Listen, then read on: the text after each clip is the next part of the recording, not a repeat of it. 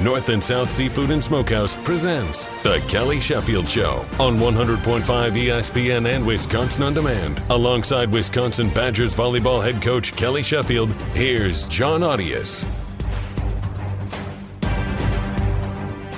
Hey, this is The Kelly Sheffield Show, brought to you by North and South Seafood and Smokehouse. I'm Jon Arias, joined by Wisconsin's head coach. Coach, congratulations on the weekend of matches, the back-to-back, both wins for your team. I want to start with the Saturday afternoon match, 3 hitting errors against the number 3 team. That's impressive. Yeah, that's probably something that you don't see very often. And, that's a lot of things go into that, right?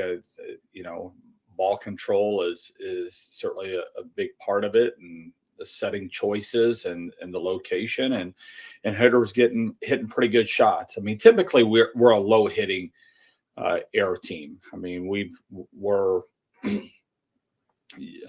I don't know. I was actually kind of looking at this earlier.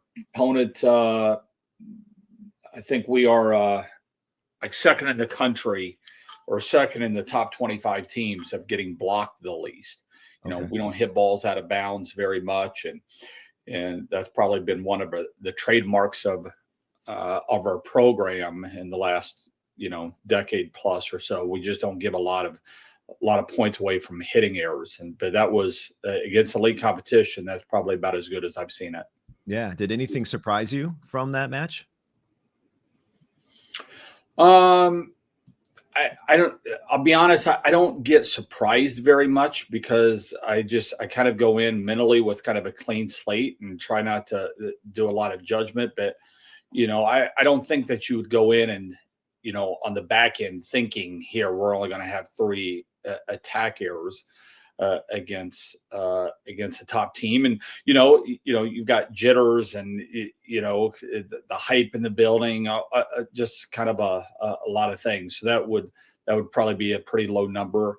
I'm also not sure that you're expecting that, your lowest hitting percentage out of any player is 375 or something like that, where every player is hitting close to 400 and north. That would be probably something that you're not expecting to see. You know what surprised me? The CC setter dump. I don't know. I mean, obviously you knew she loves to set. Do you know she had that in her bag during a match? Yeah, there's we spend more time doing sixes in practice than we do in matches. So every once in a while you'll see some of the things that you don't see in matches, you'll see a little bit in practice. But, the thing that I really liked, and I was telling the team yesterday when we were watching some film is, that was the correct volleyball play. About 2 points earlier, she had a nice jump set. I think Anna and, Carter put up a ball or two that was really nice. And, Anna set a ball or two that, and we got good swings on all those. These are things that we work on all the time.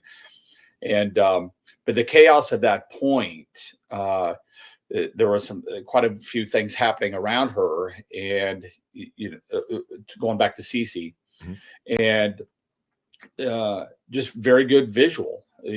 Seeing there was anybody right over there, or being able to kind of see what was happening around you on your side of the net and around your feet, and the quick transition, and then a quick glance over of saying, hey, there's an opening here. Let's go ahead and put that over. So it wasn't her just trying to be cute or anything. It was unbelievable vision in the moment. And I don't think we're going to start seeing her taking over the setter dump categories here and trying to make a living off this thing. It was the right play at the right time. What was it in the second set? Was it a 13-0 run? I think was the final tally. 13. That was pretty epic. What were you thinking during that run on the sideline? Well, Lolo's putting in really good serves and kind of get into space. She drove Merzick a couple times and started dropping her a little bit, and then started interrupting the slide, was putting in some shorter serves. So they were having a really tough time getting their slide hitter into their approach zone. And she got set a couple of times and the set was a little bit lower than where she needed to be in relation to where she was in her approach zone. And so they weren't getting good swings on that because of where Lolo's putting the ball. And then they tried something that you don't see very often is they brought, the setter front row, and they brought Merzick over on the right side to swing. And so they had no left side hitter over on the left pin. And when they got into transition, the setter was blocking on the left pin. I mean, you rarely see that. I say rarely. I mean, it's practically you never see that. And we got in a rally, and they were having a tough time getting good swings. They were trying to do that so they could match Merzick on, I think, I don't know if it was Franklin or Orzel up there, but they wanted to get her away from Smrek. And that didn't work out, so they quickly abandoned that. What I liked was we just, behind the service line, we were putting in good ball after good ball and not try to get too cute and try not to do too much. We were just kind of doing our job. And then during the rallies, we were bettering the ball. We were grabbing a hold of the rally. That's something we talk about a lot is, if you're just on the defensive all the time during a rally, it's going to be hard to win those rallies. But if you can grab a hold of the rally with really good ball control and decision making, then you've got a better chance. And we were in control of so many of those rallies. And then they helped us with some hitting errors toward the end because they were just feeling smothered. But I told them right after they sided out, standing ovation in the field house, right? I mean, it's just, when do you ever get a standing ovation at a time when the home team wins or loses a point? But what I loved right after that is they go back and they serve to Lola in the one zone. She dimes the pass. We run a 31 to Cece, and she crushes it to the floor. First ball kill. And we're back to serving the ball. I mean, it's just right back to work immediately rather than, relaxing and giving up a 3 or 4 point run, where we kind of, a little bit of the air goes out of the building. It was a really clean and mature match by our team. All right, coming up next, a couple of your players honored this week for their matches by the Big Ten in Charlie Furbringer and Sarah Franklin. We'll talk about their impact on the matches and moving forward out to the West Coast as well for a couple one against USC and one against UCLA. When we come back, this is the Kelly Sheffield Show. Welcome back. This is the Kelly Sheffield Show. By the way, make sure to join the volleyball team for its silent set match benefiting the hard of hearing and deaf community on Wednesday, November 20th at 8 p.m. Limited edition silent set t-shirts are available for purchase in Bucky's Locker Room with $5 from every purchase going back to help families purchase hearing aids for their child in need. That is November 20th, 8 p.m., the silent set. And that's basically, if you don't know what that is, fans are asked to stay silent for the first 8 Wisconsin points. When the Badgers score their 9th point, that's when you can go crazy. All right. So a couple of your players were named to Big Ten or honored by the Big Ten this week. Charlie Furbringer named Setter of the Week. Sarah Franklin, co-Big Ten Player of the Week. I want to start with Charlie. It's the first player or setter of the week, rather, since Sydney Hilly in 2021. So what did you like most about Charlie Furbringer this weekend and specifically against Penn State? I thought she set a really good match. It's, with decisions and with location. I thought she was very comfortable in the match and just played a really complete game. It was a fantastic match for her.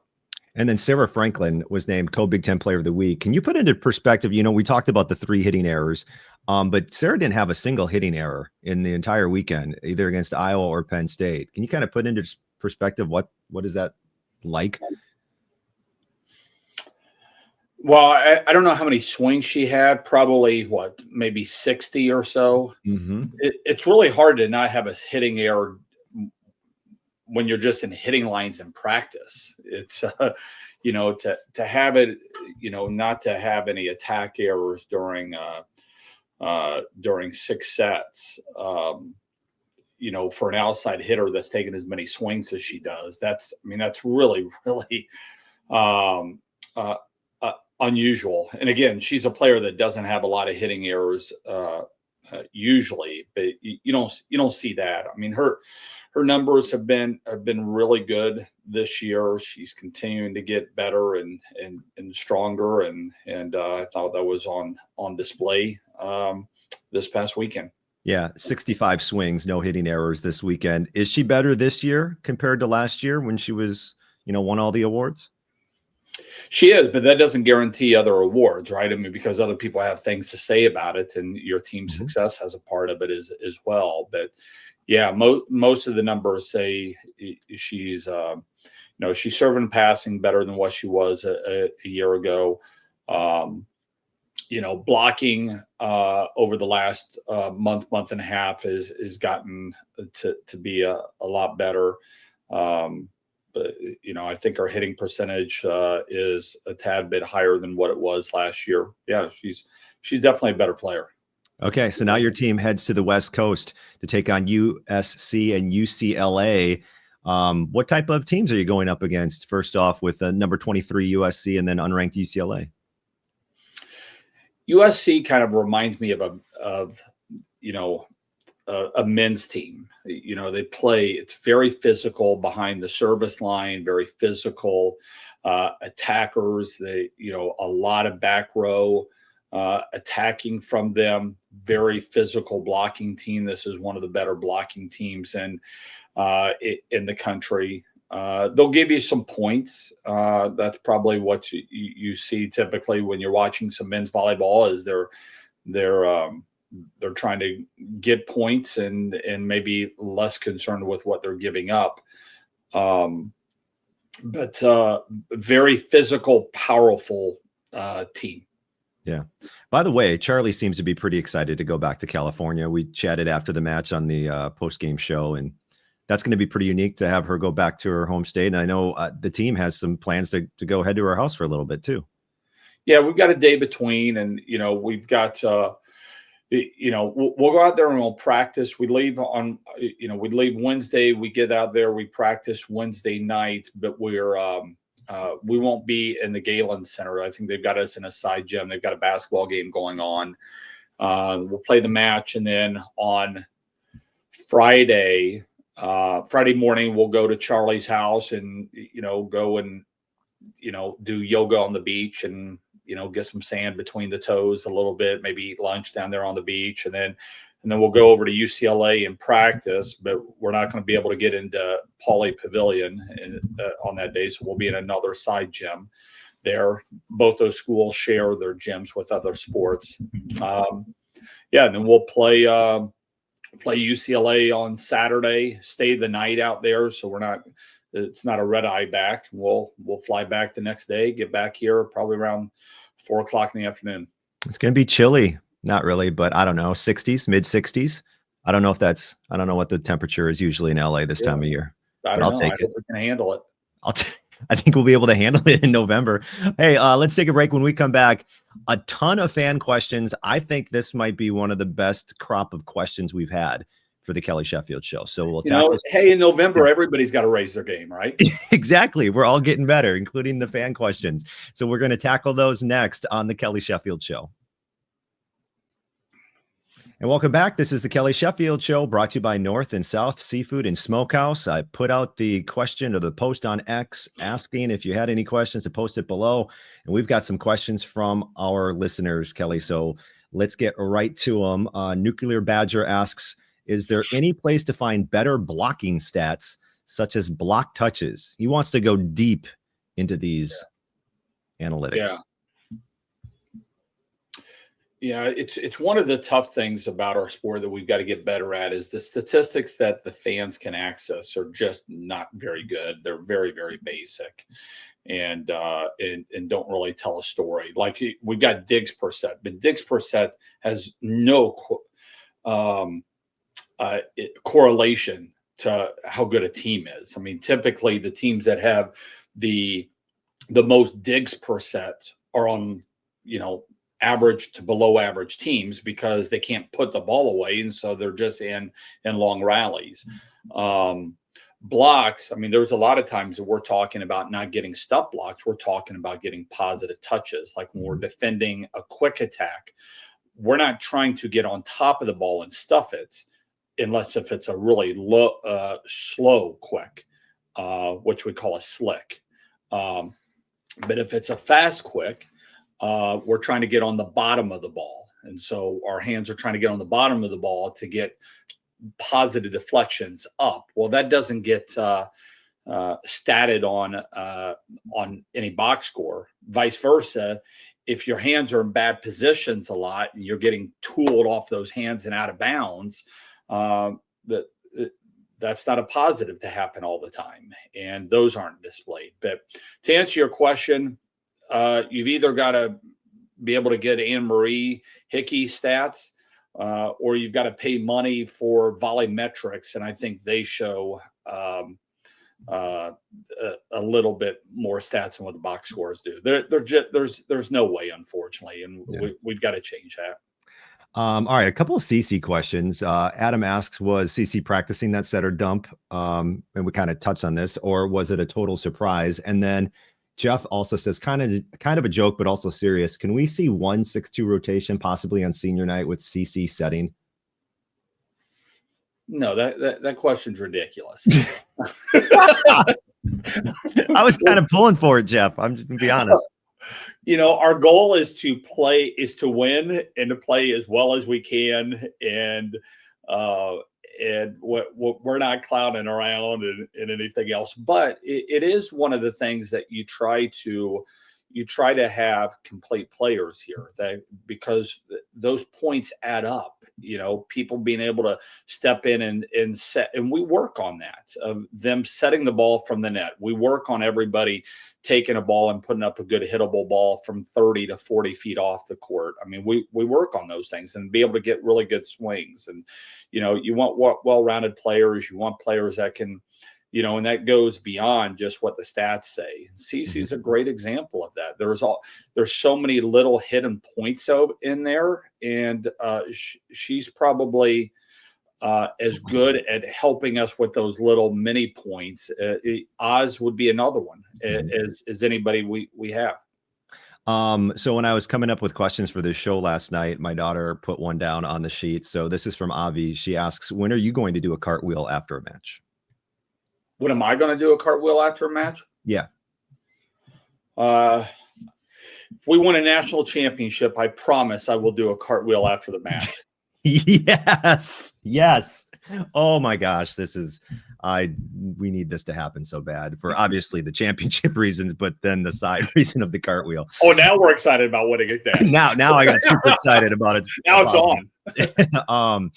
All right. So let's see here. All right. So Joey asks to shuffle the current starting lineup and put each player at a different position.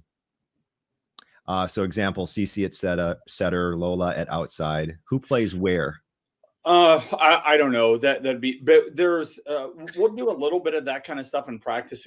I mean, not occasionally, maybe not even, maybe once a year or something.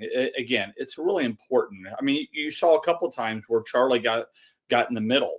You got a slide going behind her and the transition comes back so quick, and she got a couple block touches on some setter dumps with Devin over on the right side. And I think it was Devin, and they just said, hey, or stay.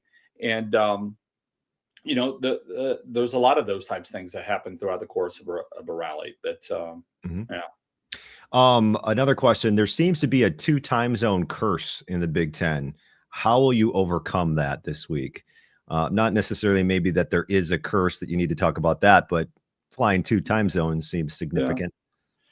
I don't know. We're getting our Ouija board and doing a seance and burning some candles, and we're going to try to, get rid of that curse. I don't know. It's a challenge, right? It's it's part of the challenge that we're looking forward to. Eric asks, how do you keep momentum from the Penn State match to steady out consistent play at that high a level going forward? Yeah, I mean, your focus is always getting better, whether you win or lose. It's always the focus, and dive into film, see what the opponents are going to see on you, and try to fix those things up, clean those things up before your next opponent you play. Okay, so Clay asks, is our transition offense trending to a point where we are going to be able to beat an elite serving team in the later stages of the tournament? He says we're very strong on offense and system, but the out-of-system offense, not so much, even compared to last year. I don't think that's true. Okay. Let me see here. So what I think I'm hearing him say is when we don't handle the ball very well is our ability to put balls away. Last year, we hit 119 on one option passes. 119. Okay. Franklin hit 193. Timmy hit negative 009. Right now, we're hitting 272 on one option passes, which is a ridiculous number. Franklin's hitting 279. Orzel's hitting 233. Orzel's quietly putting together one heck of a season right now, guys. It's really good. Now, so that would be off of a bad pass and serve receive. We're hitting a lot better on one option pass than what we did last year. We're hitting a smudge under what we did last year on 2 and 3 option passes, and we are just a tad lower on transition after a dig. So last year we hit 256 in transition after a dig. This year we're hitting 239, which might be expected when we were running a 6-2 last year, and so on. What is surprising is they hit so much higher on one option because you can't go pin to pin all 6 rotations like we did last year. All 6 rotations, we can go pin to pin on a bad pass. This year, we can only go pin to pin on 3 of the rotations. But we are a lot better on one option passes. We're about the same on 3 option, a little higher on 2 option, a little bit lower in transition. So we're a couple points lower than what we were hitting last year. But it's been doing this. Awesome. Love it. Digging into the statistics. Okay. Well, you've got USC coming up on Thursday. Our pregame show starts at 9:30, first serve just after 10. And then on Saturday, it's Wisconsin versus UCLA. Pre-match show at 9, first serve just after 9:30 on the Wisconsin Badgers Volleyball Radio Network. See you on the West Coast, Coach, and thank you for the time. Cali, baby, let's go. All right. This has been the Kelly Sheffield Show.